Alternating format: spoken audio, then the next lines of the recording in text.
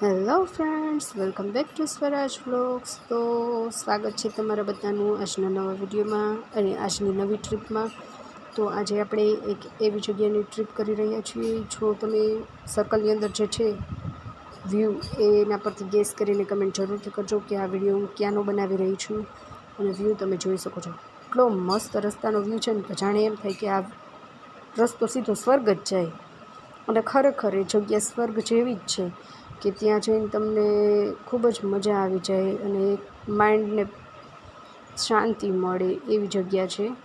તો આ વિડીયો પૂરેપૂરો જરૂરથી જોજો અને આવા અવનવા વિડીયો જોવા માટે અમારી ચેનલને લાઇક, શેર અને સબસ્ક્રાઈબ જરૂરથી કરજો અને કમેન્ટ કરજો કે તમને આ વિડીયો કેવો લાગ્યો છે અને આવા અવનવા વિડીયો જેથી અમે તમારી સમક્ષ રજૂ કરી શકીએ. ખરેખર મિત્રો, જો કેટલો મસ્ત રસ્તો છે, બંને બાજુ એટલા મોટા મોટા સરસ ઝાડ છે ને કે નીચે રોડ પર એકદમ છાંયો. આવા રસ્તા પર જો ઉનાળામાં નીકળવાનું થાય ને તો ખરેખર મજા આવી જાય. બાકી તો તમે નેશનલ હાઈવે ઉપર નીકળો, ક્યાંય એક ઝાડું બિચાડું હોય નહીં અને ઉનાળો હોય તો ઉનાળાના તડકામાં માથું તો ફાટી જ જાય. કેટલો મસ્ત વ્યૂ હતો. આવા રસ્તા જો ઇન્ડિયામાં બધે જ થઈ જાય ને તો ઇન્ડિયામાં મોસ્ટલી જે દિવસે ને દિવસે ગરમીનો પારો વધી રહ્યો છે ને એ સદંતર ઘટવા માંડે. હવે જાજો સસ્પેન્સ ક્રિએટ કરવાને બદલે હું તમને લોકોને કહી જ દઉં કે હવે આપણે પહોંચી ગયા છીએ જૂનાગઢ, જ્યાં ગુરુ દત્તાત્રેય ગિરનારમાં બિરાજે છે. અને આ તમે જે જંગલ જેવું વ્યૂ જોવો છો એ સક્કરબાગ ઝૂનો છે, જ્યાં બચ્ચાઓને ખૂબ જ મજા આવે. મોટાઓને તો ઠીક કે એવું બધું મજા ના આવે, પણ બચ્ચાઓને ખૂબ મજા આવે. ત્યાં જે એનિમલ્સ ને એ બધા રાખેલા છે ને એ જોવાની. અને તમે જોઈ શકો છો કે ભવનાથ તળેટીના રસ્તા પરથી આપણો વ્યૂ.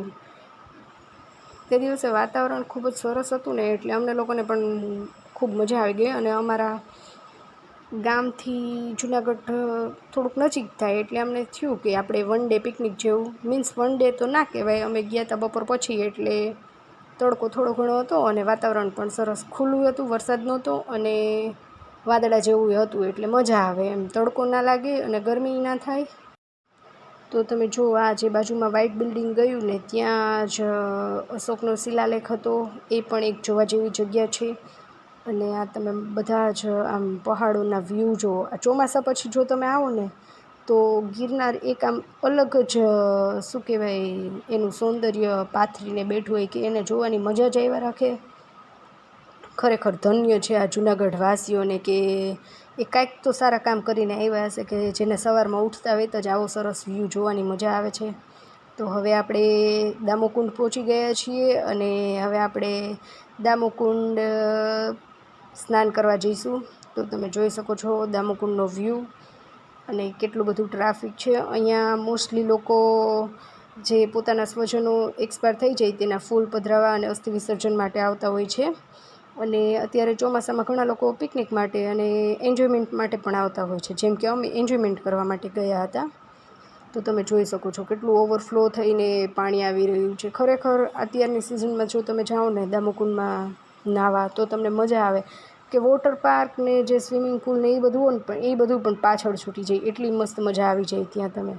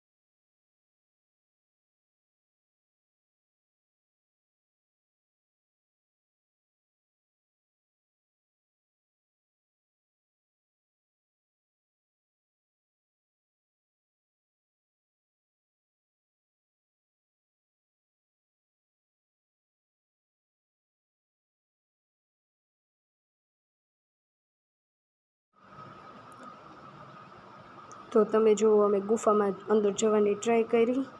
તો પહેલાં આપણે ગયા એક ગુફામાંથી. તમે લુક તો જોતા જ નહીં, કેમ કે નાહ્યા ધોયા પછી કોમ તો હારે લઈ નહોતા ગયા, એટલે એ બધું સેટલમેન્ટ કરવાનું તો રહી ગયું છે. પછી જો મમ્મી ગયા અને આપણે ગયા, અને આ બહુ એન્જોય કર્યું ને, એટલે હવે થોડોક અવાજ પણ ખરાબ થઈ ગયો છે. અને હા, તમને અમારો વિડીયો કેવો લાગ્યો જરૂરથી જણાવજો કમેન્ટ કરીને, અને ખાસ પ્લીઝ અમારી ચેનલને સબસ્ક્રાઈબ કરજો અને લાઈક કરવાનું ભૂલશો નહીં. અને આમ જ તમારો પ્રેમ વરસાવતા રહ્યો, જેથી અવનવા વિડીયો બનાવવા માટે અમને પણ પ્રેરણા મળતી રહે. અને જરૂરથી અમારી ચેનલને લાઈક, શેર અને સબસ્ક્રાઈબ પ્લીઝ જરૂર કરજો, જેથી આવા અવનવા વ્યૂ પણ અમે તમને લોકોને બતાવી શકીએ. તો થેન્ક યુ અમારી ચેનલને સપોર્ટ કરવા બદલ.